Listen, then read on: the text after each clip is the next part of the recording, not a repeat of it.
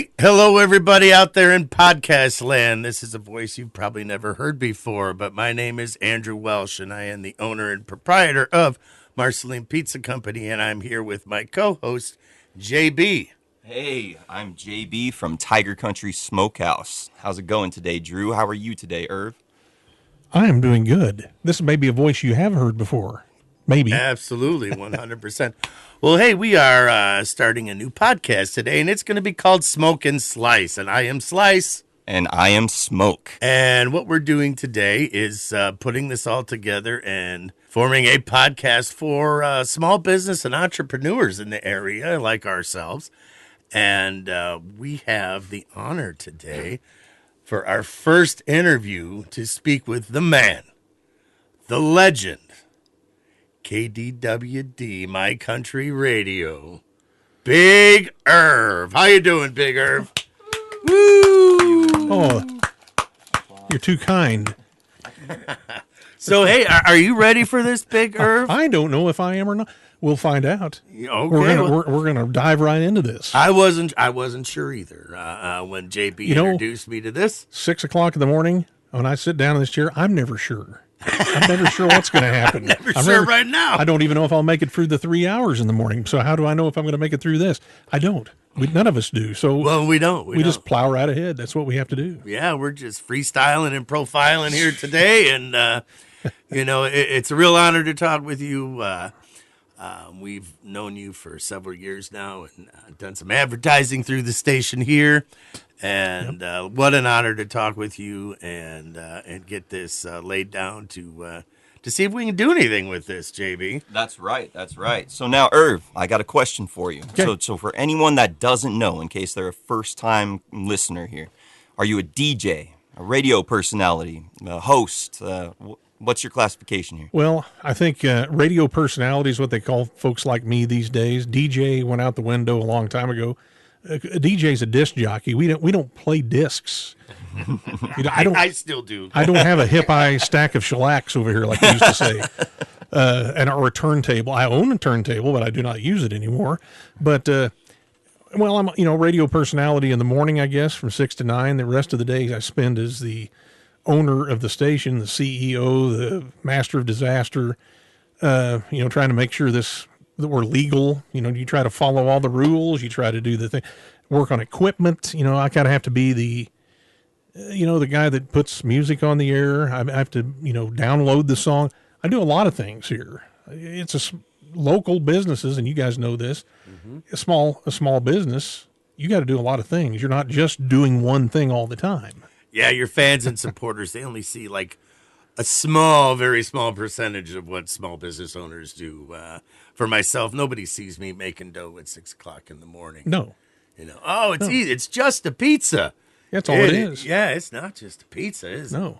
Not just a radio station. No, there's some work involved. I mean, it's we do a local morning show. We do some, local weather, local things throughout the day. If things start to get hairy, as far as thunderstorms and things, I'll probably break in live at times that I'm not normally on the air. Well, right. Exactly. Local election returns, things that, some stations don't do. There are stations now that don't have any local people in their station anymore. It's all coming off a satellite. It's or coming up from syndication. The only thing they know is that, that's our station. They play so and so, whatever kind of music they play. We know they're the station in whatever town.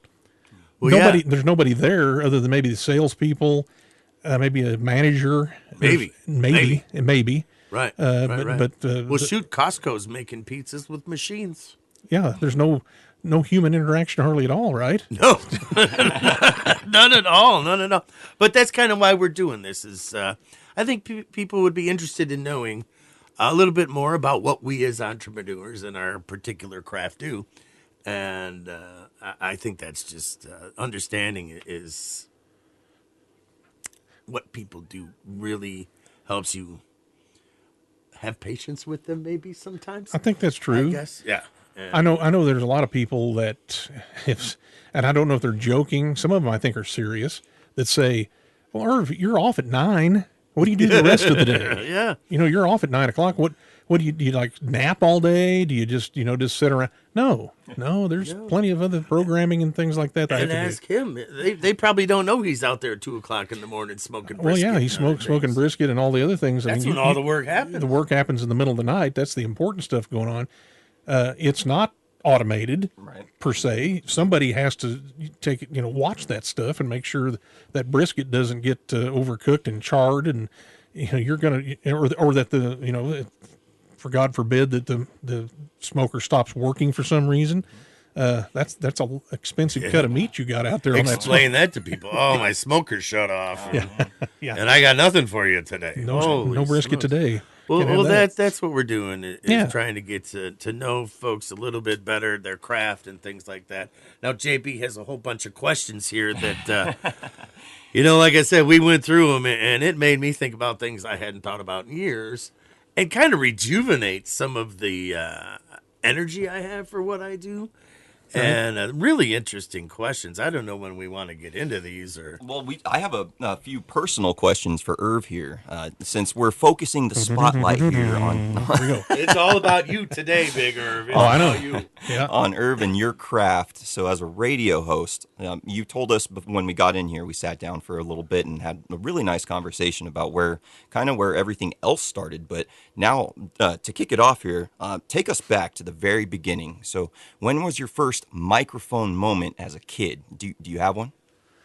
I know that back when I was 9 or 10, that's when I really began to got the radio fever, got interested in, tuning in the old AM radio and especially at night when you could hear these stations from Chicago, Little Rock, Arkansas, WLS, San Antonio, Texas, Denver, all over the country. I'm wondering, why? And then the next day, you're saying, I can't hear those stations during the day. Why can't I?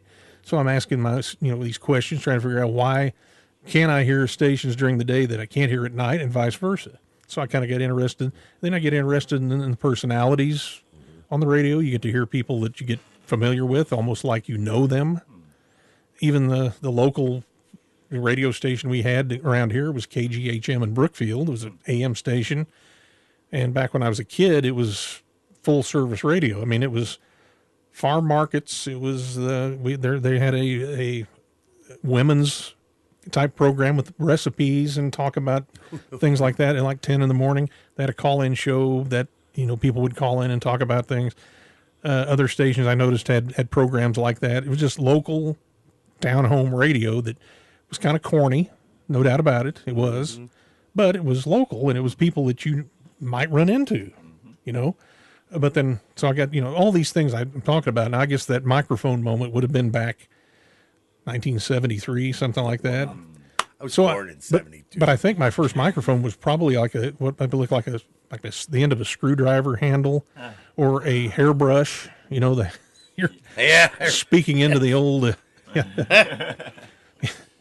and the voice was a little higher back then, a lot higher. Oh, yeah. Yeah. So, but you learn things and think you know things, and then you find out later, well, that wasn't right. So it was a lot of learning, but I was interested in radio from pretty young, 9, 10 years old. And then got to really thinking, maybe this is something I'd like to do, but I was such a shy kid. You don't think about somebody being shy getting into this business. Really. Correct. I would never thought that. And I still am at times. I don't mind doing this. I don't mind doing radio in the morning and talking to who knows how many people are out there listening. I really don't want to stand up in front of a crowd at Tiger Fieldhouse and address the crowd of 500 people. That's something that would cause me to be very nervous. But as far as being on the PA system at football games or when I did basketball, just PA things like that, didn't really mind because you're not really taking all the attention, I guess. I'm not up there singing, for God's sakes. I'm not doing that. But I guess that, and eventually I thought maybe, and I really didn't get to do radio until I was 21. So I really never did it until I worked at the station in Brookfield in the mid-'80s and was there for several years worked at the station in Macon for a very short time. I think my being there caused them to go off the air in 1991. I think I was there the last day they were on. I didn't realize it was going to be their last day. Oh, no. Turned out, Oh, no. turned out I did the last newscast there, but they've since gone back on the air again. But I was for the original station. I did the last day of news there in March of 1991. There's other circumstances there, but I really kind of got out of radio for a long time, and then got into some internet broadcasting in 2007. Did that a few years. Did sports here for the local teams, and then, as I think I've documented before, in 2011, when the general manager of KDWD, the guy that put the station on the air, the late Mike Green, came into town, and Daryl Gardner wanted to meet with myself and Brian McLaughlin, who we were doing the games then, and said, well, we've got a guy coming into town who's going to start a radio station. And I looked at Daryl, I think it was on the phone. I said, you're what? Starting a radio station, Mark? No, you're just joking. You're just pulling my leg, getting me all excited about it. No, really. No, he's going to be here, and he wants to talk to you about covering football games, and bring your partner with you. We want to. I said, so this is for real, really. It's not April 1st. It's not. No, I'm being serious. So this is really going to happen. And I said, okay. So and that's how it all started. I met him, and we became friends, and I think he realized as I was spouting off call letters to stations that he would only remember from Baltimore, where he was from. I mean, he's going, you are a little weird, aren't you? I said, yeah. And aren't you? And he goes, yeah, kind of. He said, yeah, it's kind of my passion too. So, so the personalities melded. He had a lot more experience in the business, but I had a lot of, as a radio geek, I guess. He worked at it while he's working at it. I'm, listening to all the fruits of all the labors of all of these stations, hearing how they did things and finding out how things were done. And, probably stole a few ideas here and there from voices in the past that I've heard. So that's where, it got started for real in the 80s, but several years on hiatus. I worked locally. The radio business is, especially local radio, it's never been one known for being rich. You never really get, you don't make a lot of money at it. Right. You have to enjoy what you're doing. Sure. It's not that I'm doing this to be financially, I might be somewhat stable. I'm not sure mentally. I'm not stable, but, I've even had people tell me that when I, fast forward a few years to buying the station, had people in the radio business say, you are crazy. So this isn't something people do now, is buy stations and keep, this local one station like this, a small station. And I said, well, that kind of confirms it then, doesn't it? Yes, I am nuts. Well, you got to love it, or it's the worst thing you ever did, maybe even the worst decision you ever made. You don't love it, right? But the good thing is, everybody knows who I am, and that I can't get away with anything. So, I put logos on my car. It makes it even worse. I can't get away with anything there. But, so yeah, we could go on all day talking, but I think your question that you got, I think I kind of answered that. Yeah. The fever for getting in front of a microphone, or at least being a part of playing music and jingles, and I love radio jingles of all kinds. I think I've talked about that on the morning show. That's why we have a jingle, and I'm not going to tell you how much those things cost, although you can probably guess. Right. I have one that can be used in various different ways, but a whole package of those things is more than we can afford here. So, but that was one of the things I always wanted, is to have a station that I could be able to put a radio jingle on there, because I had a passion for the old jingles from the past, especially the old top 40 radio stations like you, right. Drew, are familiar with WLS, and they played a ton of jingles back in the day, Yes, they did. And the old music radio, and so it people remember those. It's funny how they remember those things. They remember the logo. They can remember, because I have kids that will sing that. KDWD, they'll sing that. I'm going, so the one that sticks in my head is the Empire Carpet one. 588-2300 Empire. Today. Yeah. So And they're still doing it. and you know, and as far as jingles go and commercials and things like that, you know, there was, growing up around here, Kansas City stations, there was like, was it I'm trying to think of what it was now. There was a building company down at Stanley, I think it was Stanley Building or whatever it was, had the phone number that they kept, that would emblazoned into your brain for all those days. But everybody could probably sing it back in the day, and that probably was a great marketing deal for them. I think it still is today. Things like I that. really do. That's right. So now, going back to that dream of yours, do you have a dream collaboration or a bucket list interview? Boy, that would be. Well, I don't know. I mean, there's thinking back to probably a radio personality that was maybe on back in the day. And I know a lot of those guys are probably like pro athletes. A lot of pro athletes probably don't really care for the that super fan out there wanting to hear, wanting to take questions from somebody, because they're out there in the spotlight so much, right, that they get tired of answering questions and autographs and all that. And I've never been one to want to get an autograph from ball players. I just never did.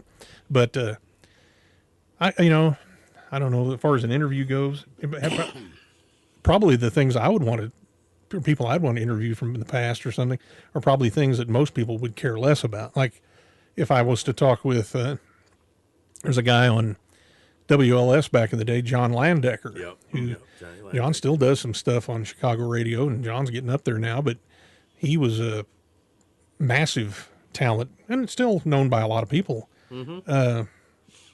There's a lot of people out there that are, as my age, might remember John Records Landecker from WLS, and he was on at night. So that massive signal got all over the country. So we here in North Missouri would listen to them at night. Mm-hmm. That's where we got our rock and roll music, really. He would be fun to talk to. And I think he's, over the years, heard some interviews with him, and I think he kind of embraced that. He's kind of a radio fan himself because he is a fan of other personalities that have been around too. And there's another guy that's still kicking, Fred Winston. Mm-hmm. And Fred used to do the morning show in WLS, mm-hmm, and is just a funny dude. I mean, he just got big, deep voice, big Fred Winston. And he used to kind of be known as, maybe once in a while something would slip while he was on the air and the mic was open. It might have been because he was an expert chili maker. Makes some really good chili. Apparently had a really good recipe for chili. No kidding. And I think Big Fred would, once in a while, there could be some flatulence involved in it. But that was just him. Oh, no. Funny guy. Oh, just look up Fred Winston and maybe look up some Fred Winston outtakes, and you'll find why I think it'd be fun to talk to the guy. I think he'd be fun to just talk with, and even if you didn't know who he was, mm-hmm, he'd be funny to hear, because his sense of humor was off the charts. I mean, he just had that, with a big voice, huge voice. So that gives you, just maybe some radio personality. And those guys are still alive. There was another one, I know he's gone. There was a guy in San Francisco for years, Dr. Don Rose. Mm-hmm. And Dr. Don was in Philadelphia for a long time. But the king of the one-liners, just one fired one run after the other, and sound effects. And that was his shtick. And just corny jokes, but he could make them funny just by the fact that the way he did them. And apparently just the nicest guy that walked the earth, and loved doing what he did to make people laugh. So I think he would have been, to go back in time and be able to talk to him. So yours are the old school radio guys. Yeah. And, it would be, so say, here we are in Marceline, we talk about this being the boyhood home of Walt Disney. Mm-hmm. Why, that would be fun. Oh, yeah. Oh, I think that'd be great. Walt on the microphone here in Marceline, on a radio station in Marceline. Yeah. They say they have him frozen down there. Okay. So the next question. That's in Disneyland in California. We go try. So you answered actually the way that I was expecting. And so a sister question to that. If you could call any NFL football game MLB baseball game or NBA basketball game in modern or past history, what would it be? Oh, I would probably have to say, being that it was back a few years ago, it wasn't, well, I guess it could be a couple of things. It hasn't happened very often. I'm a Royals fan, so we've only won 2 World Championships. But Yeah, Cubs. I know that. so you know the feeling, don't you? You know, Yeah, I know the pain. there's the pain involved. Yes, I do. The Cubs have had some good teams, and you thought, well, this is going to be our year, and it didn't turn out to be the year.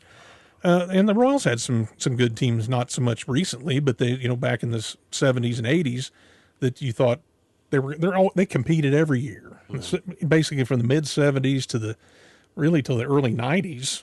Every year you thought, well, we got a chance. Everything comes together. We got a chance. You had George Brett on your team. You're always going to have a chance. But probably the 85 World Series, probably the last game. Now, it turned out to be, it wasn't very exciting. Game 6 would have been exciting because that was the call, the Don Dinkinger call that all the Cardinal fans loved to talk about. But that would have been fun to do. And, of course, I grew up listening to Denny Matthews, who's still doing the games now. Right. That would have been fun to be a part of, just being able to call that. Or maybe a Chiefs Super Bowl championship. Obviously, I was a Chiefs fan for years. I was alive during the first Super Bowl. I did not, or not first and the second one. The second one that they won in '70. I was just a little kid, but I wasn't a sports fan at the time, so I didn't watch it. Right. So I don't have That any would recollection. be amazing to be able to call one of those. So if I could, call one of the, when they won the Super Bowl again for the first time in 50 years or whatever, that would have been great. Couldn't do the job that Mitch Holthus does doing the games because he's just one of the best. But to be there to do it, to me, that would have been fun. And if the time machine, we always talk about getting back in the time machine to be able to go back and call some games back when Stan Musial was playing for the Cardinals, or maybe to call some games if you're a Cubs fan, you want to go back and maybe when Ernie Banks was playing, call some games then, or even before, talk about, some Cubs game from back in the. I want to be Harry Carey. Yeah. So, yeah. Well, it's interesting that you said He that, had some though. fun, didn't he? Because one of the answers that you gave, you said that it was not as an exciting game. So that actually leads into one of my questions here. How do you approach a point-by-numbers game when the action is slow to ensure that you're still delivering a premium experience for the listener? Well, I carried Marceline. Well, didn't carry. I was the broadcaster for the Marceline football team back in the 80s for KZBK in Brookfield, and started doing those games in 85. And did those, I guess, 85 through 89. And I think through those years, I guess, 85, 6, 7, 8, that's 5 years of doing games. I think Marceline lost 6 games, 7 games, the whole 5 years, maybe. And for 3 years there, they lost 3 games. 3 games in 4 years. 3 and 4 years. Why can't they ever beat Brookfield? Well, they have. Yeah, they have, and they will again someday. The Bell game, right? And I'm sure Brookfield there's some times back in the day that they thought, are we ever going to beat Marceline? Because it was a streak of streaks. That happens. But there was times we were broadcasting, and my partner and I were doing games, and we're tape delay back then, but we were doing games where 60-0. How do you keep things? Well, you find a way to make something humorous. You try to, talk about, great performance by a certain player. You kind of want to, bring in, if you got the second team in, let's talk about the future of the team. We try to make it interesting somehow. Yeah. And I found here in recent years, I've heard other announcers do the same thing.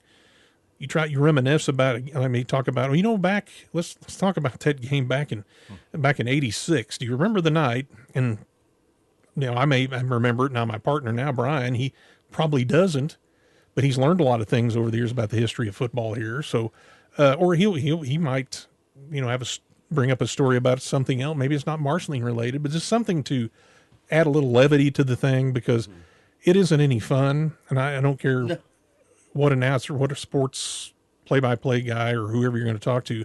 I've never talked to any one of them that said Man, that was fun. It was 72-0. That was a fun game to broadcast. Those are not fun to broadcast. So I did a lot of games back in the, let's just say 85 to 87, 88, that were blowouts. And then there was very few close games. But when there was a good game or a state championship game or a playoff game that was close, it seems like that it's just that much more fun. Just for an announcer to explain, okay, here's what's going on. Right.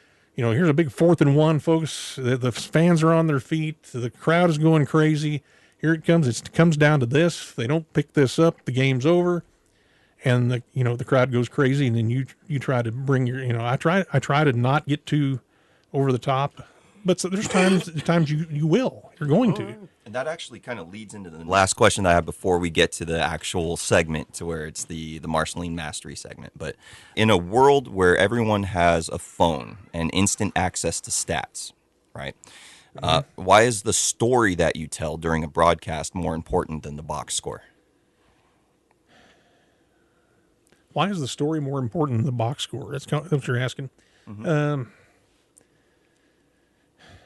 Well, I think that's kind of what, especially in radio, theater of the mind. I think that's stats are great, but stats, you're not going to give stats, and that's not going to be the memorable part of the broadcast. People are not going to say, I heard Irv say that quarterback was 4 of 10 with 2 picks, about 2 minutes left in the game. I heard him say that. They're going to say, well, what did you think about that? Or when they were getting ready to score, and then you heard Big Irv say, pass intercepted in the end zone, game over, something like that. That they're going to remember those moments more than anything that you do as far as stats. Now, after the game, you talk about, okay, tonight we had, so-and-so led in tackles. During the game, we talk about people making tackles, but or a big play where the big sack and knock the ball loose, strip and score, something like that. Those things will be remembered. But the stats, the only time you think about those is after it's over. Maybe at halftime you talk about those things. That's not memorable to me. I mean, it's memorable to talk about who had the most for a year, who set the record. Those are fun things to talk about.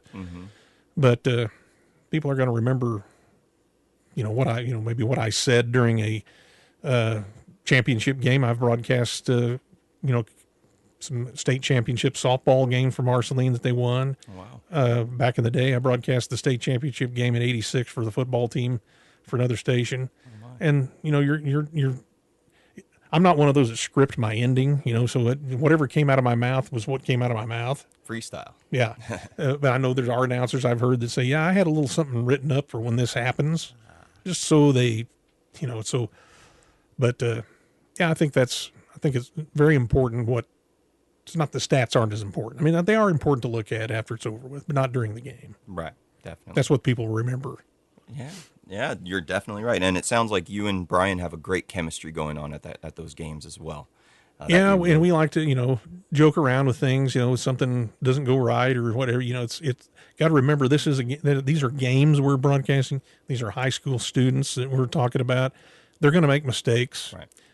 Then you see grown men out there, in college and professional football. I don't really call those games, but that's when you get into the business side of things. Those mistakes matter a lot, but things happen. I used to get wrapped up in that years ago when I was younger about, when, you lose a rivalry game and you're depressed for a week. Right. It's the games happen. They're meant to be played. Somebody's going to win. Unless you're playing World Cup soccer when everything now is a draw. The United States won a game the other day, but everybody else, I know that we're as we're doing this recording, World Cup going on right now, but it seems like everything here lately has been a draw. Yeah. Which at times when you're the underdog, that's not a bad thing. But except at the UFC fight the other night, that was one of the greatest UFCs I've ever seen. Just to put it out there, there were no decisions. It was just knockouts, and it was great. Yeah. So, anyway. and shout out to Brian, by the way. We hope to get him on as a guest too. I think he'd do great with this. So. Brian is never a loss for words. Yeah, and you can't be when you're a preacher. Hey, that's You know, right. you really need to be able to have some words. And not just that, but he's a member, I believe, of the city council. Is that too, right? Yeah, Or he something? is. So Yeah, he is. we'd love to, Brian, if you're listening to this, come on anytime. So now we're getting into the crux here, okay? This here is the core of the interview, okay? We're calling it Marceline Mastery. So it's a 10-layer deep dive into your craft, you as the radio host, Irv. So how it's going to work is if you survive, you get the belt. Our viewers can't see it, but it's a big, beautiful belt right here. You're going to get it, okay? And If the sun was shining on it right now, oh I'd be man, just blinded. bling bling, just ooh, okay. And then if you don't survive, then I get Elvis here, okay? Oh my! Yeah. I know, all I right. know, I know some ladies that were Elvis fans that would fight you for that. I'm telling you. Yeah. Well, I have a good feeling that you're gonna win, so it shouldn't be an issue. But yeah, that would look really good in my hallway or something. But maybe. anyways, all right. So here we go. Put it in the restaurant, right out there next to the Tiger. There you go. Yeah. Yeah. The Tiger. Tiger Come and and Elvis. see the Why Tiger not? at Yeah. Tiger Country Smokehouse. Exactly. Exactly. Yeah. And the Big Walking Pizza over at Yeah, Marceline I still Pizza. haven't found that. Where is that? Where is the pizza today? All right. Yeah. So you ready, Drew? I'm ready. You ready, Irv? I think so. All right, let's lock in. First layer. This is the deep dive, all right? So the surface. This is going to be the first impression. What's the one thing that people assume about your craft or personality that actually happens to be true? Oh man, that happens to be true. Mm-hmm. I think we talked about the untruth, but something about my craft or personality that is true. Well, when somebody says Big Irv, there's no doubt I am big, so that's bigger. It would not be, they can't call me Big Irv if I lose 150 pounds. I would be medium size Irv then. So.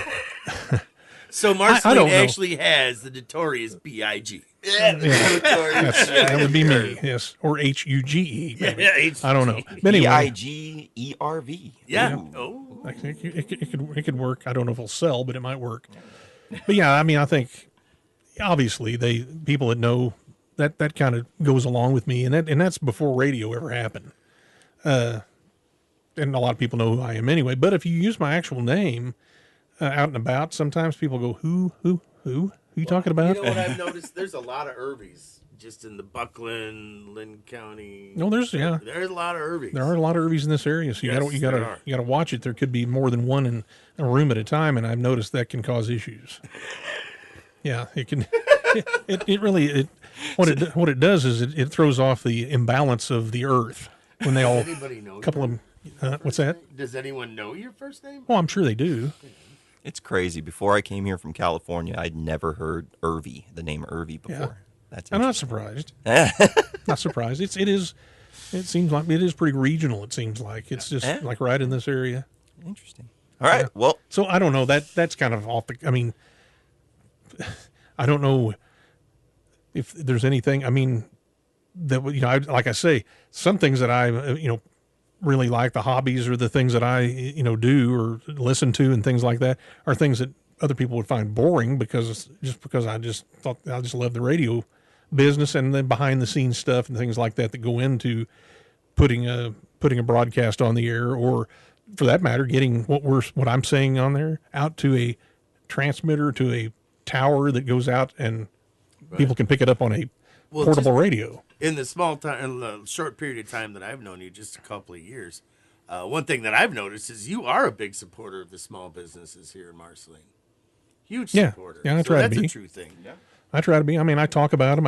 And when I talk about these places, I try to at least know that I've been there and tried things. Especially if it's a restaurant or even if it's not, if it's something else. Well, yeah. Whether it be a mechanic You've come to that our place several times and supported us, and I think that's fantastic. and I even go. If we have sponsors in other towns, because as a radio station we have to branch out, and I try to hit those places. Especially like I say, I'm a big guy. I like to eat, so if it's a restaurant, chances are I'm probably going to try it out. right? And I'm probably going to be there Yeah. and probably try it more than once. So yeah. So I mean, and that's just. You even how I support roll. some of those restaurants that maybe not so good, a little questionable, but you still do. Well, yeah, because I like everything. I'm pretty, across the board. There's not much I won't eat. So, I mean, I'm going to try it. There you go.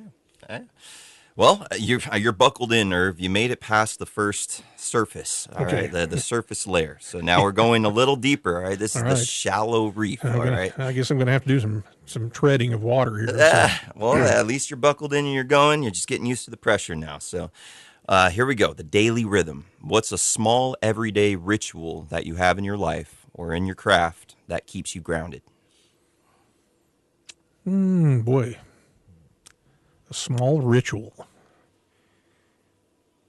I guess with all the things happening in the world today, I think I probably try not to get caught up in I care about what's going on in the world because it's important to our country and to our well-being and our, the prosperity that we hope everybody can have. But try not to, you won't probably hear a whole lot of me. I may use some comedy bits, dealing with, politicians and things like that. I probably am not going to go there. I try to stay away from that stuff, but I guess I try to just talk about the things that are humorous as far as some weird story that happens to, somewhere in the world. We talk about those every day. I don't know, as far as a ritual, I think it's probably the thing I just try to stay away from the controversy of the world because it'll find you anyway. Yeah. I don't need to go looking for it. Yeah, you don't have to look these days. No, I don't have to look for it. It'll find its way. And they'll let the national news talk about it. Let the news fall where it falls. And, I'm probably not going to, I'm not going to have political commentary here on the radio station because it just polarizes people so much that, I want to be this to be a good experience for everyone when they listen to the station. So I guess that's where I start with the day is like, okay, so let's you just have some fun today. About, Michelle Obama being a man or anything like that. Oh no, I probably wouldn't. Probably wouldn't do that. I had to kind of snicker when, but when things like these happen, I'm like, wow, okay. Wow.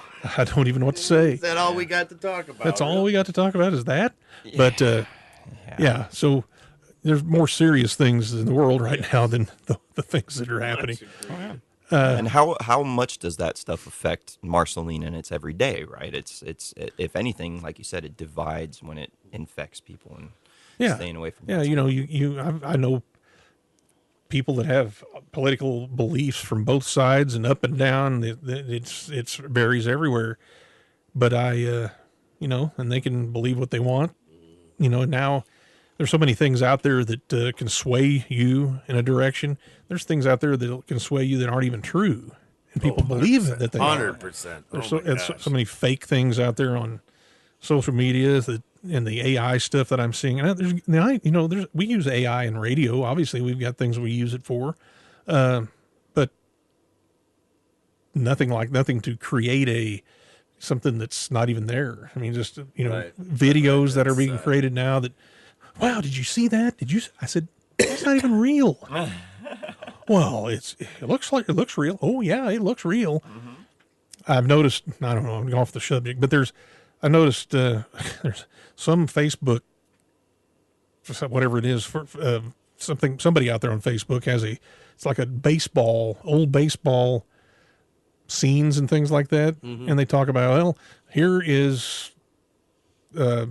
whatever it might be, whoever the player is, he's up to bat, standing up to bat, and then you see the pitcher out there, and then you see out by second base, there's a catcher standing by second base. There's a catcher out there by second base. And I'm looking at this, I'm going, and people are commenting down there, yeah, he was such a great player. And then finally you see somebody say, when did the catcher start standing at second base?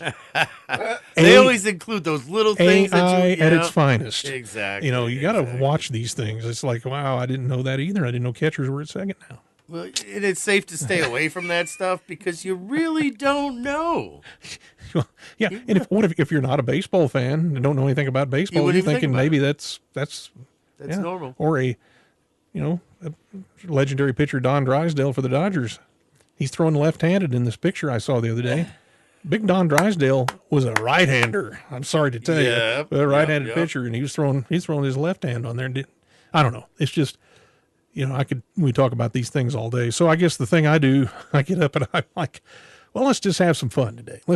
And we're going to have to get serious things. There are serious things in the news we talk about. I mean, the news that I'll have tragic things in the news. You know, we talked about these unfortunate plane crash near Butler here a couple of days ago. It was horrible. You know, we report on things like that.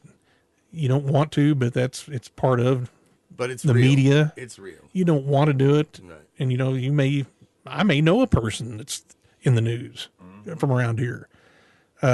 We don't give names on traffic accidents anymore because the Highway Patrol took them out of the reports because of scammers, of all things. Scammers, people pull that stuff out of there and scam people. No, imagine that.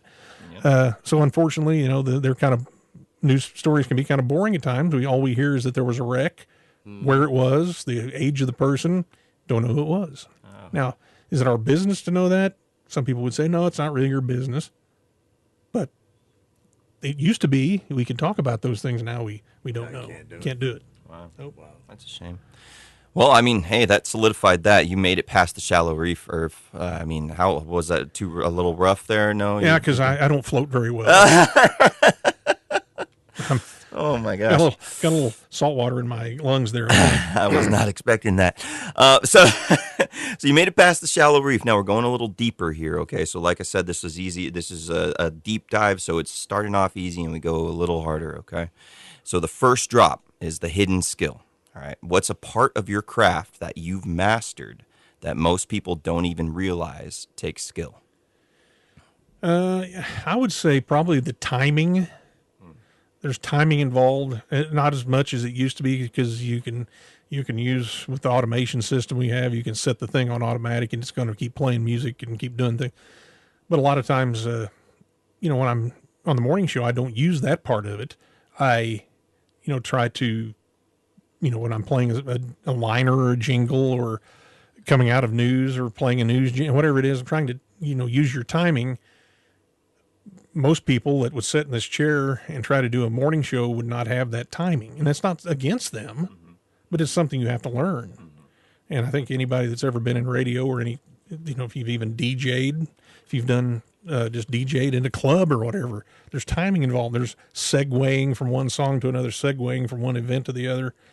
You know, you don't wait until the song is completely silent before you start the next song. You're trying to keep the sound going. You don't want dead air. So we've had a little bit of problem with that here lately because we have a computer that's deciding it might be on its end of its life. So we're, you know, trying to upgrade that right now. But those things bug me. That's what bugs radio guys is dead air. Because you always want to have the station have something on there in case somebody tunes in or is listening. If they hear silence, they're going to go right past you and go somewhere else. So you want to make sure there's something out there. Doesn't matter what it is. That might stop them and be like, oh. Yep. Oh, wait a minute. What's a ball game or whatever? Now they're going to have some silence. We get that. But, yeah, so I think it's the timing part of it. You know, people can sit down. The three of us can talk all day about things. Oh, yeah. There's nothing wrong. We can do that. Now, can anybody come in and sit down and, you know, follow a format? Of course, that's all in my head. I know what I'm going to do at a certain time every morning pretty much. Can you sit down and edit a weather forecast down to make it sound, you know, listenable for the people out there? You know, can you report on severe weather and not sound like an idiot? Yeah, or scared. or at least, you know, yeah, there's a lot of skills you have to learn. And I'm not saying I'm an expert at it because I'm not great at it. But if I'm looking at a radar, I know enough about the area I'm in. You know, if I was to move to, you know, to say I was going to move to Chicago, or if I'm going to move to maybe Rockford, Illinois, or a smaller area, and I was actually, you know, working in radio there, I'd probably have to study the map, study the towns, pronunciation of places, and know what I'm talking about. Okay, we got a storm that's moving in to the western side of whatever that county is. I want to make sure I'm pronouncing it right, because the first thing somebody's going to do is, oh, this guy, he doesn't know anything about this area. Where's he from, right? That is not the way that you pronounce that. I know there was somebody here one time that mentioned the town of Glasgow, which people knew, well, that person really isn't from here. Or how do you pronounce if you that? say That's how I pronounce it. Or if you say Milan, no, that might be in a foreign country, Milan, but here it's Milan. So yeah, or I'm still stuck. Calio. on How about Glasgow. Calio? There's a fun one. Is it Caleo? No, it's Calio. Yeah, Glasgow. Yeah, Glasgow, Missouri. Somebody thought that was Glasgow. I said, no. I thought it was Glasgow. No, I didn't. Anyway, culprit. so yeah, it helps to, learn that there's some things you just learn as you're doing. And I mean, it's not something. I don't think there's a textbook out there that tells you how to time. It used to be you had to back time records into news. That was tough. I mean, you're talking you have to use math skills, and I didn't have a lot of that. So it used to be you had to, if the news was going to be at the top of the hour, you're trying to find a record in the stack of records. Okay, that one's, let's see, 2:55. Okay, I think that'll take, so you're trying to time that, cue the record up, play it, hit the top of the hour just in time to hit the news. Now I don't have to worry about that because the news is downloaded a few minutes before the top of the hour. And so once that last song finishes at the top of the hour, boom, we're into the newscast. Makes it so much easier. Interesting. Oh, yeah. Very Wow. Yeah. Yeah. Well, that's good. But still, if you didn't do it the other way, the right way beforehand, then that would have been kind of difficult for you now. It's something. It's a skill to be learned, and you do have to have some timing. Oh, sure. So it helps. I see how you do it, and it's like you said, you're a master at it, and you have mastered that part of it. And it's people like I've done podcasting over the years, but now seeing radio, an actual radio personality with that timing, it's a whole nother ball game. It's crazy to see how you guys do that. So the fourth layer, all right, this is the blue water. I'm getting a lot deeper here now. So what's a personal relationship or life moment that quietly shaped the way that you create today? Boy, yeah, we're getting some deep dives. Yeah, here. I don't know if I can. Oh, I it don't, gets deeper. I don't know if I can come up out of the water It's on all that right. one. This was a Let's tough see. one. So for me, too. you're talking a life event, or Sure. boy, that's. I don't know the way I create. I mean, of course, I'm creating in this particular field that I'm in, because that's the most important thing that I'm doing is this. That's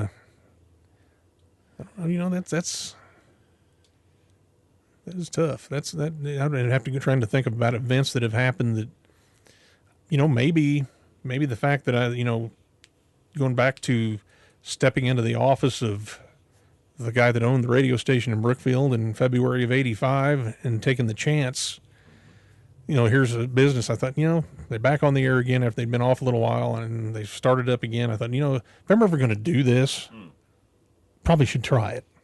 So I go in there and said, well, can't pay you much. And I said, well, I've got a day job, but, just interested in doing this. They said, well, do you have a tape? So I did. I had one that I made up because I used to record myself doing radio when I really wasn't doing it, but I had, playing records and tapes or whatever I was doing. And so I brought the tape in, and he wasn't really impressed with it because he thought I was, too loud, or the music didn't fit his. He was a classical music guy, so what I was doing was nothing he liked. So it didn't matter what I sounded like. So, Were you doing country back then? No, I was rock and roll, top 40 roll. radio, Okay, got it. top 40. And they were kind of a middle of the road adult contemporary station at the time. So, and played some country too. They were just all over the place in the early days. But, so he said, could you record a newscast or just read a newscast and record that? I said, well, yeah. So I went into there and I recorded it. And he said, well, you have a good voice. You could, I think we could do it. Because he says, well, you sound a lot different with that. I said, well, I'm not playing the hits on the radio either while I'm doing the news. That's a whole different read than, Interesting. Yeah, absolutely. here's, hey, Duran coming up next here. We got, and the next hour, it's going to be Boston. So we're not doing the radio type thing. We're doing the news, serious stuff. That's a whole different thing. So I think that was the experience that got me to get in the mode of, okay, this is where I wanted to be. So then I'm going to start creating things for radio, which is what I always wanted to do. So I would be coming in and staying there after my shift was over.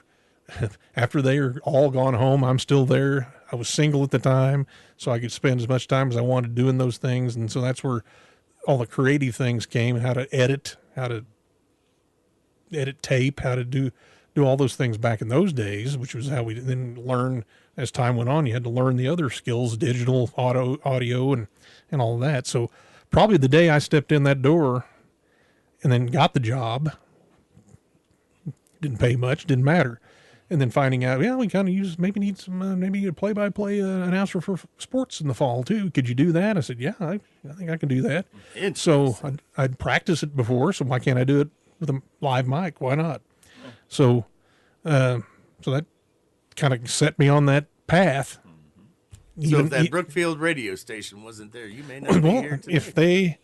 If the guy hadn't come in from Oklahoma and put it back on the air, because they had gone off about 2 years before that, came back on. So yeah, if that wouldn't have happened, don't know what would have happened after. I don't really know what path.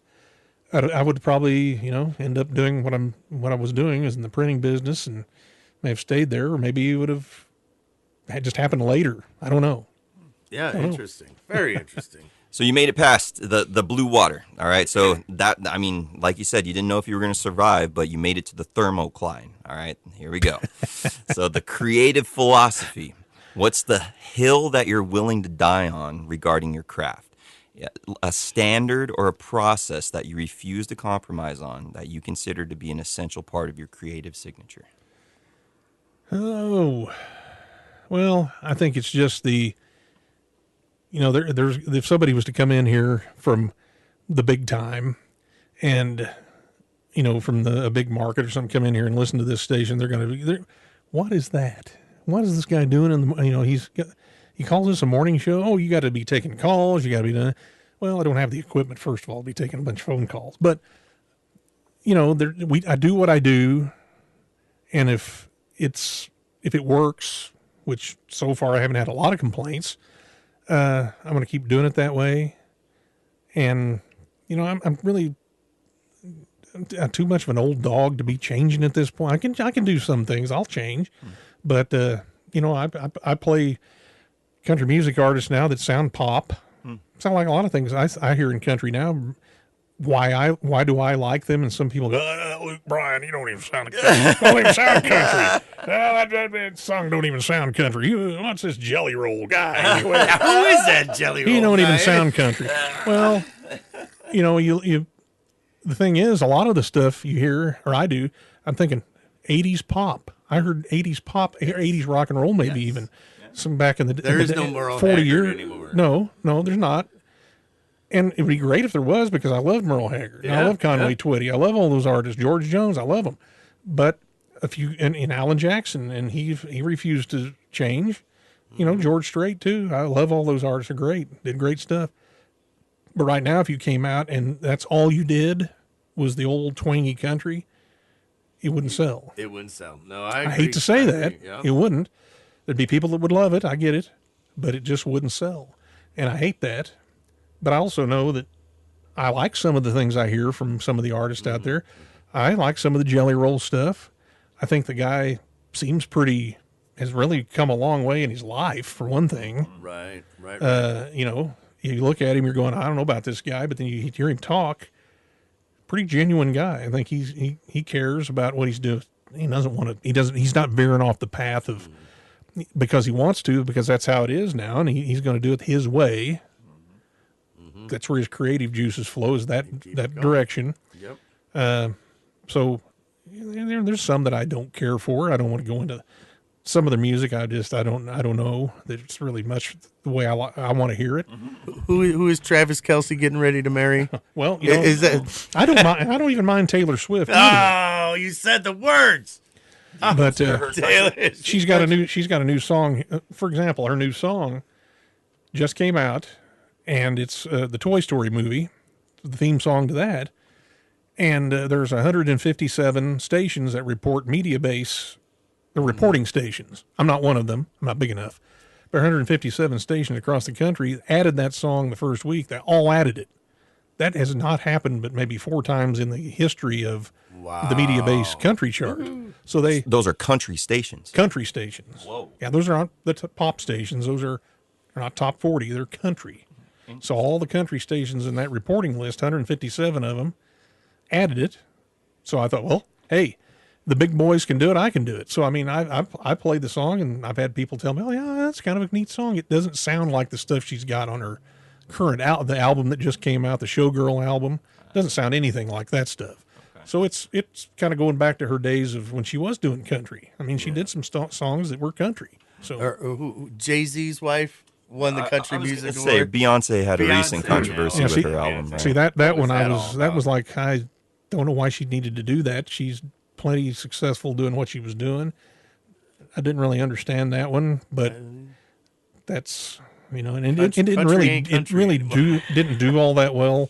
I mean, I didn't really do all that well on the charts that I had that came out. I played it for a few weeks, and it just seemed like it just kind of faded. But she ended up winning an award for that. Yeah. And being album. from California, let me tell you, for years, I want to say like 2017, 18 was when I started noticing it. Maybe 2019 was more where it was more of hip hop into country. Yeah. And that, take that horse down the old town road. And, Yeah, well, yeah. and people even that song, he may never have another hit, but at least in the country chart. But that one was big with even some country fans liked it because it was just catchy. Yeah, and then there were Sometimes other. that's what it is. Yeah, there were other pushes in the hip hop genre to kind of go towards that country, and then also country artists adapt kind of a hip hop feel too. You'll hear more of a boom or kind of a boom bap hip hop feel to some of these. You'll hear Sam Hunt. He's an artist that you'll hear a little bit of that in, and of course he's done some other things too. Mm-hmm. But he's one that you'll hear, and I mean you'll even hear maybe even a little Keith Urban once in a while when it head that direction just to kind of get a little something different. Yeah. But country music is just like pop music, rock and roll, pop, whatever. Pop music now is different than pop was in the 80s. Oh yeah. See, I loved music in the 80s. I played it, listened to it. When the 90s got here, the pop music and me didn't get along. I just did not like a lot of it, so I just really didn't pay attention to a lot of it. But then that's probably where I gravitated more to country, and then I got listened to the classic hits, the oldies from the 50s, 60s, 70s, maybe into the 80s. I got interested in that. I mean, I've told people this before. If I wasn't a country station, hadn't been a country station all this time with a little rock and roll mixed in too, because we do play rock and roll. If I wasn't doing a lot of the rock and roll I play would be a part of a full-time format. I would be probably what they call classic hits. You don't call it oldies anymore, I guess, because that means you're old. I don't know. But oldies was always the format. You played the old stuff, the old rock and roll. Yeah. Well, it used to be 50s, 60s, 70s. Now they've cut out the 50s and play very late 60s. A few things. Now it's mostly 70s, 80s, 90s. Well, that's because I'm old. Well, but and that the audience has gotten older. That's why they've done that, and I understand that. But I would probably be playing classic hits. That would be my preferred format if I was going to do the radio the way I want to do it. I mean, I would probably switch formats and be classic hits or what I call oldies, and do it my way. And some people would love it. Yeah. Well, but 90s, some people would not like it because it's not country. Well, isn't like 90s country or 90s country was like a golden era? Oh yeah, it was because you heard Shania Twain. They stayed kind of true to the old. The steel guitar was still there, and then it just wasn't as popish. Then when the 2000s got here, after 1999, 2000, when it started, things were changing, and it just but yeah, 90s the 90s decade of country is considered one of their golden decades. Right. I don't know what it is before that. I mean, I know that back in the in the 60s, 70s, there was different sounds you got to hear back in the day.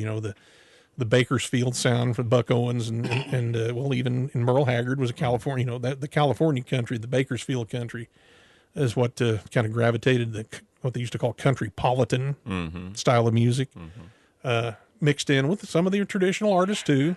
But so yeah, if I was going to the format I would be running right now, if I just had my preference, if I could just switch today and didn't have to worry about downloading new music and all to play, it'd be classic hits. Hey, that's a great. I got to cover that up, man. Oh, thank you. It's making me nervous. Hey, I know the If only we're on listeners TV. can't see it. Yeah, you can't see it, but I have a smiley face This goofy tattoo looking at me. tattooed on my knee. But yeah, you can't see that. So we made it past the thermocline. Now you're into the deep current, the hard lesson. So what's a mistake or a failure in your personal life or career that ended up sharpening your craft? Well, That's a tough one. a mistake or Fucking easy. failure in the career. Well, it could. could have been I don't know, I call it a mistake, failure. Maybe it's just a lack of understanding. Maybe, I don't know, when there was a situation here back, and a lot of folks will probably remember if they hear this, when I was working here.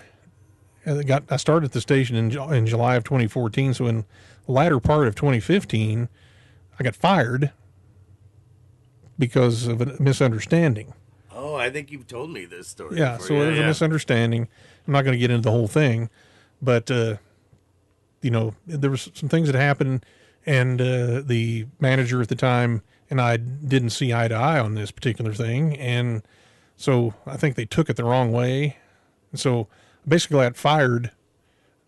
Didn't know I got fired until I came back that day and walked in and found out that I hadn't gotten an email that said I was fired. But so that created a firestorm around here, and I had a lot of people that supported me. Yep. So but that also changed, But in the I guess the good thing is it all worked out positively to where I got the job back about a week later, and it got me to think. Well, you know what? It's better to maybe with your grievances sit down and talk them out instead of just walking out and saying, hey, I'm done with this, I don't know what this is not the way it should be. Talking them out and saying, okay, why did you do it this way? And we didn't talk about it. I don't regret anything I did necessarily. I just think it was just taken the wrong way. Gotcha. But it also made me think, maybe should have done it a different way. Yeah, that's how mine was too. When he asked me this question, I was like, I remember that day, and I went home and I told Carrie, I'm going to get fired tomorrow. Yeah. So, and she was like, what happened? well, I didn't know that was going to be taken that way and taken to that extreme. But anyways, it turned out it all worked out, and I still talk to the guy today. I think we figured out we both had things we could have done different. So, but yeah. So anyway. Then, a few years later, I'm buying this radio station. I never even thought I would ever buy one, but it turned out that kind of was to keep this thing going. I kind of needed to do that. Yeah. Yeah. Oh, interesting. So, that deep current, that stage, that's the 6th stage. You're on the 7th stage now here. This is the twilight zone layer. So this is more deep than many people have ever gone in interviews here. It's the unseen work, okay? What's the part of your process that nobody sees, but without it, nothing you would make feels like you? Yeah. Close one eye, it helps. I'll repeat it. What's the part of your process that nobody sees, but without it, nothing you make would feel like you? Part of the process. Remember, think There's a lot of over there. You might lose Elvis. Yeah, I know. Elvis could go away. Elvis may leave the building. He'd look great out in front of the smokehouse. Give him a little rain jacket when it's raining. There you go. I don't know. I guess it's you being the lone wolf here, trying to do several different things. Programming a station, trying to make it sound good. Those things. I'm always trying to, sometimes I get behind on things and I don't get to update things like I should, but I want to try to keep, there's things behind the scenes. I get a lot of new music that comes in. I probably play more of the popular artists, but I do throw some, if there's somebody around, it's a local flavor. I think that's what kind of keeps the station different is we will play, artists like Anthony Billups that's from Marceline as a kid. We have an Arbuckle from the area that we've played his music. Gary Wild from Buckland. I've still got a song of his in the rotation that plays from time to time. Other stations aren't playing those songs. And there's an artist from Sturgeon, Missouri, Centralia area that I like his stuff. He's in Nashville now trying to make it. He's had some songs that have been, hits on the indie chart, things like that. But I still play his stuff because it's local, but also I know that there's local artists that I've had people send me things that I cannot play. It isn't good.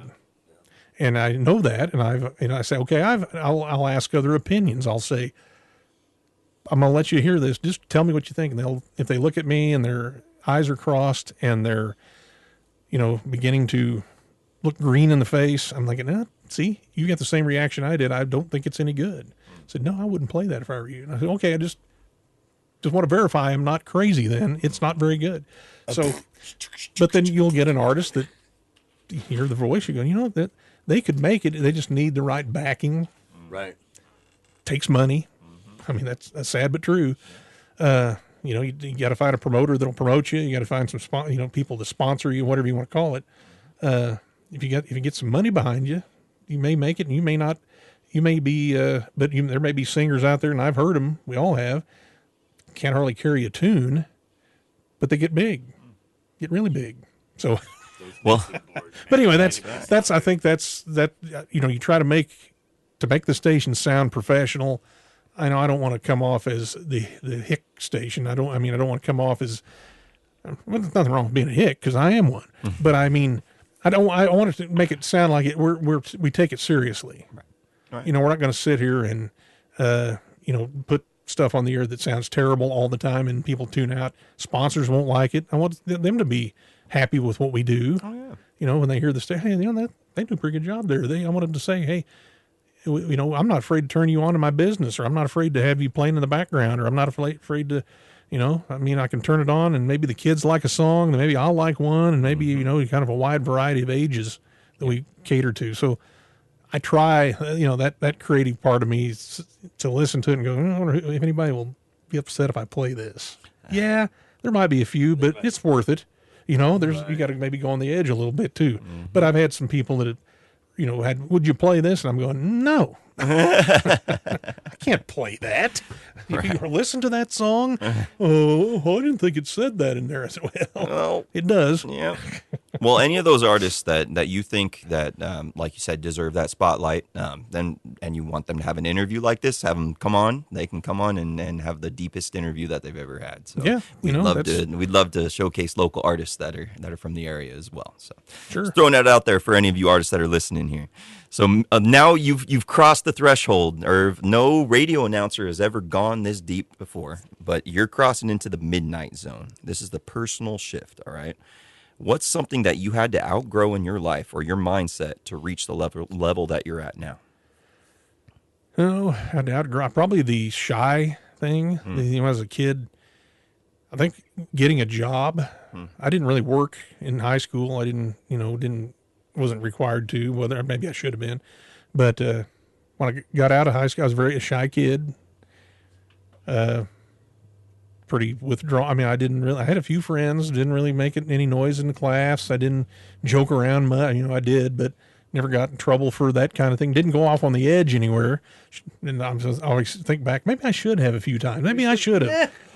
But probably when I got my first job, and then finally, after a few months of when break time would come, I'd always go sit back in the corner somewhere, and finally start venturing out to stand and talk with the rest of the people, and found out that that's not as painful as I thought, because I always thought it was what am I going to talk about, and people are going to ask me questions, and I don't really want to answer the questions, and so here you are, yeah, doing so a deep dive interview yeah, right. today. So that's probably when I was 18.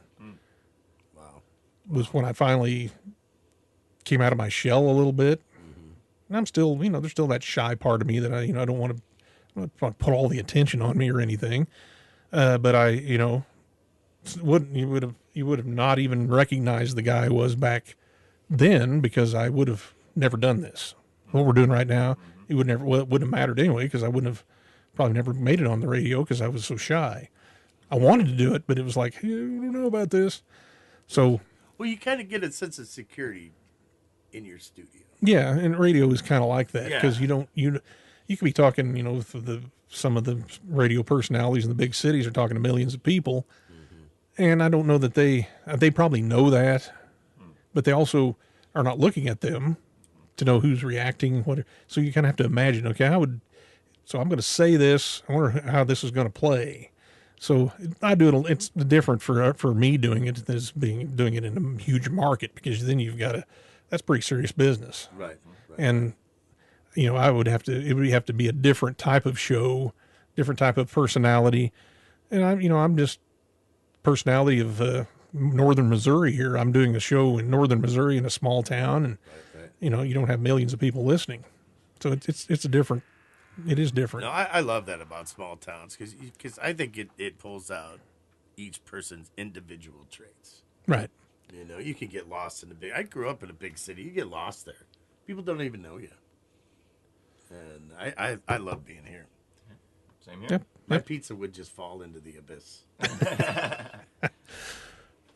All right, so you made it past the 8th layer there, Irv. That's awesome. So now into the 9th layer. This is the abyss, the inner truth. Let's go deep. That's where I need to be, is in the abyss.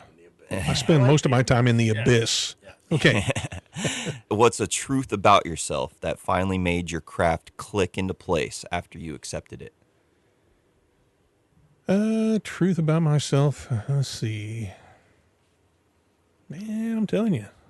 Got to think a little bit here.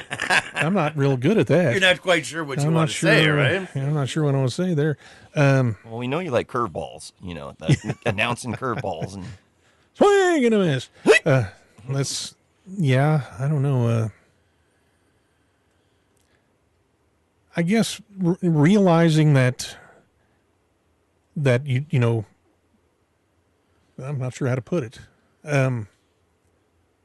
I guess, realizing that maybe that I do, there is a talent there somewhere in this body. Mm-hmm. Maybe I realize there is a talent, maybe that, and I've said, no, I'm not the greatest radio personality in the world. And who is? I mean, it's everybody's taste. Mm-hmm. Mm-hmm. Depends on what you think, I guess to find out that, just to be yourself, don't, you can take pieces of things from other people, but you got to be yourself. And, I'm even doing sports play-by-play. I'll listen back and I'll go, I don't know where I pulled that one from. That was from Denny Matthews on the Royals game. At one time I heard him say that, or, a home run call. Maybe I copied that from Denny too. I don't know. But then maybe I'll say something that maybe I heard Mike Kelly on the Mizzou network say for basketball or football or something like that. But then I hear other announcers out there going, yeah, they're stealing it too. Right. But everybody's got their own way of doing it too. Correct. But so there's things that I'm doing nobody else probably is. And maybe there's a reason for that. And maybe someone's stealing from you. Maybe somebody's stealing from me. I don't know. Maybe I should check into this more, get my attorneys involved. But anyway. All right, Big Mike. Johnny Cochran on the phone here. That would be a story. But no, I think that, just realizing that you don't have to be like anyone else. You don't have to. Well, I need to talk like that guy did. I had to puke my guts out on the radio to talk like that. Maybe that works in 1969. Yeah, it probably did, because you were supposed to do that then. But people, I think that would be very annoying now. Mm-hmm. But just to go back to, not currently, but back in the day, just I think. Even Mike Green tried to point me in a way. He said, maybe you shouldn't talk about the time, or maybe you shouldn't, mention weather as often, or maybe you shouldn't as well. But I want to. I don't want to do it that way. There you go. And, I find it important as a radio station to give people the weather because, yeah, you can, your phone has it on there. You can find it in a second. But, I feel like that. Just a little something there to give, folks, okay, yeah, I heard it was supposed to rain today, or maybe I ought to take my rain gear because Big Irv says there's going to 70% chance of rain today. Now, I didn't make the forecast up, but somebody told me that it was going to be, the meteorologist did. Well, I'll be honest, listening to your radio station and the weather, I check my phone and then I hear what you have to say and I go, okay, Irv's right. Big Irv's right. I don't know who that was on the phone. Because this guy's always wrong. Yeah, He's never on this phone. Yeah, so I think, long story, we go in, again, I delve into other things when I'm answering a question, but I think that's, that was kind of how it, to realize, you just do whatever you do, and if it doesn't work, then I guess you try to change then. If somebody says, well, you're going to have to do it this way, or if people are calling you or telling you that was pretty cringy. What you're doing there is just not, I don't think people are going, well, okay, well, maybe it's the end of that. Because, like I said earlier, there was a time when we did a little bit of political commentary on here. Boy, did I hear about it. Oh, sure. That was the end of that. From That both was sides or just one? Well, it was one side, then but I always let the other side. The other side was more than welcome to do it. They didn't do it, but it didn't matter Right. because it just didn't go over well. So, but then again, here we are in small town America, and so there's kind of a dividing line on certain things like that. The big city stations can get away with being right or left or middle or wherever they're going to be, and there's going to be people listen to them. Correct. And there's an audience for that. Around here, we don't have 1 million people within the sound of my voice that I can carve out. Yeah, I'll take 250,000 of those people, and I won't worry about the other because we're gonna do it that way. I'm trying to get a little bit of everyone, a little bit of all the walks of life. And anybody that doesn't like it, they can cancel you. Yeah, I mean, you can tune to it. There's so many different stations. You tune up and down the FM dial, or even in AM. There's still some viable stations on AM, even though some people say, "What is that? AM? I don't know what you're talking about." But mostly news talk. That's what they are, mostly on AM. But you tune up and down the dial on FM. How many different kinds of stations? You're going to have a lot of country. You're going to have a lot of, maybe some pop. You're going to have some, even have a little bit of classical. Maybe if you get into the educational, non-commercial stations, religion. Lots of religious stations, a lot of contemporary Christian now.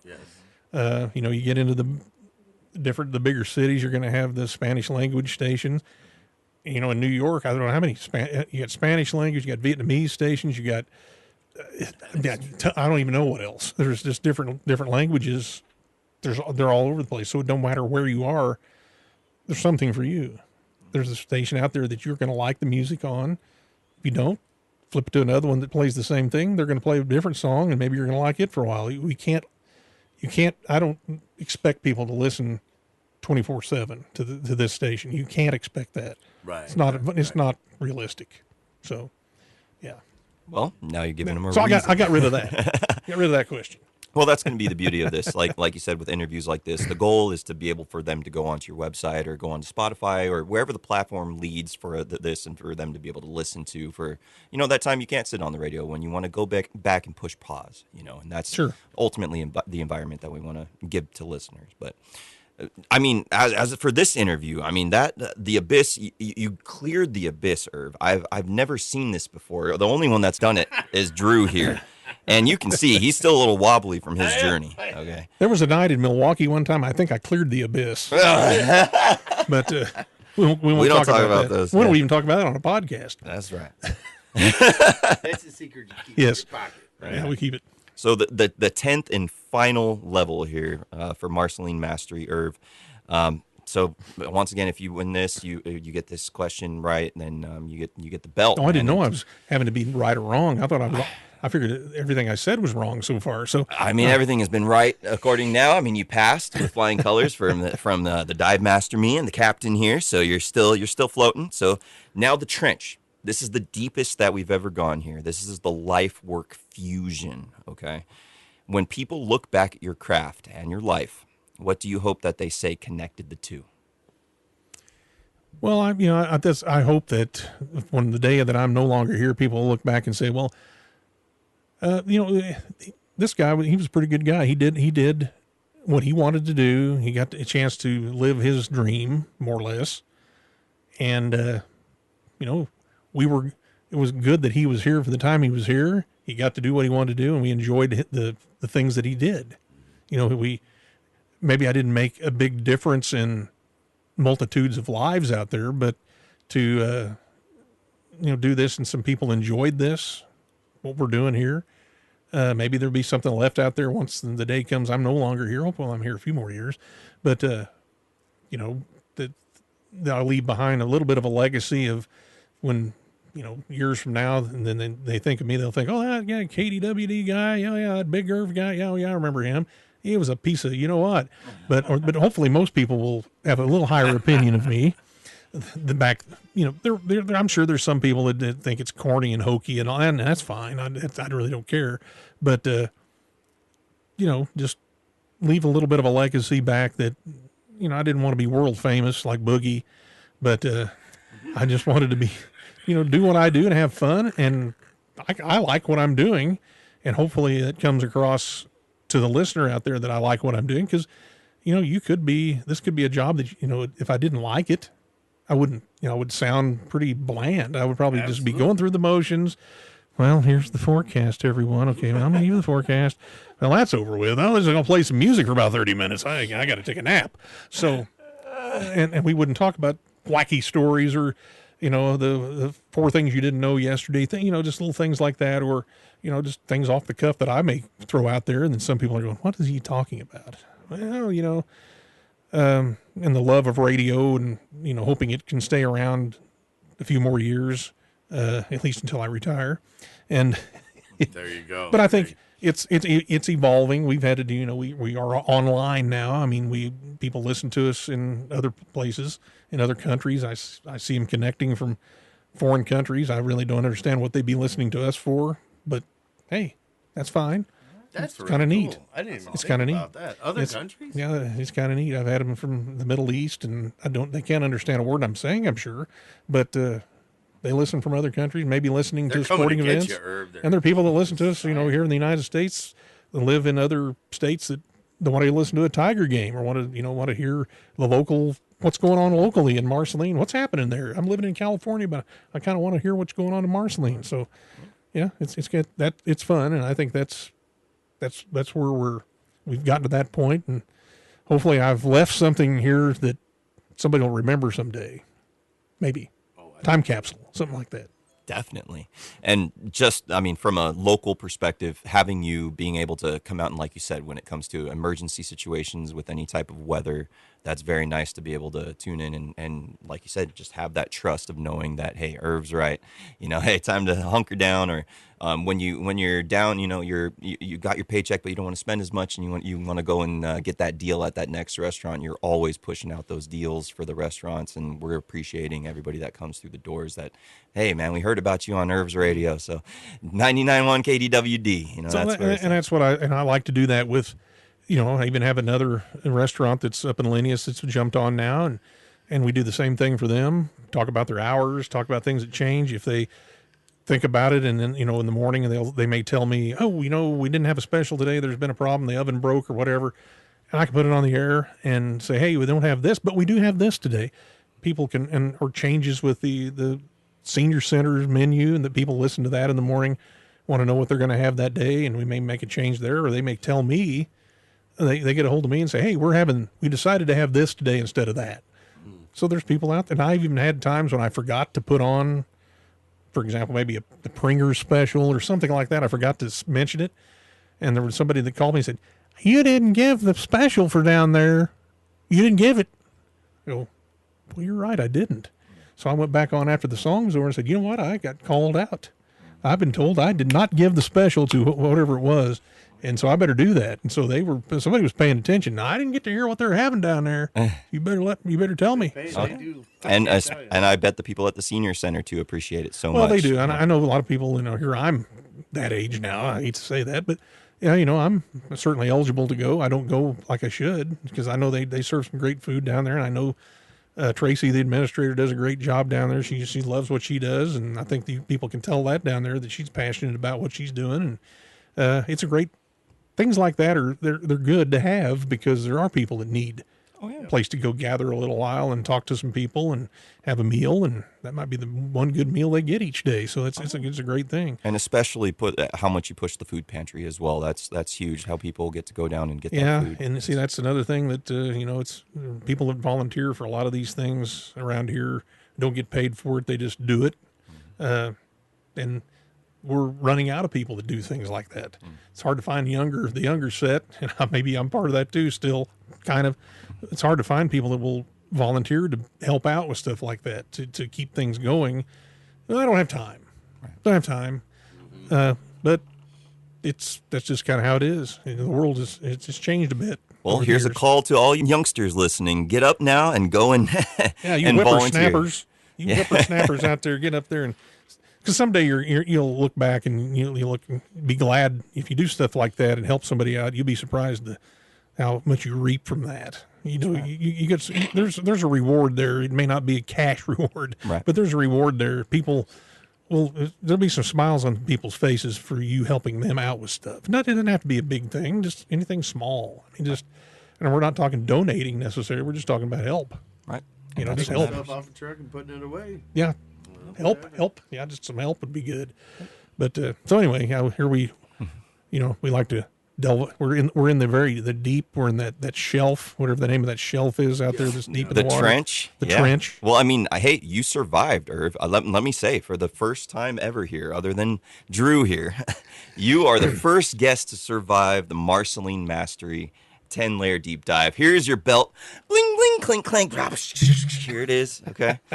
That thing is huge. I think that will set off some alarms. Oh, man. What that's going to do. So everybody come down to 99.1 KDWD. Check out the belt. It's going to be right here, you know, when you come in.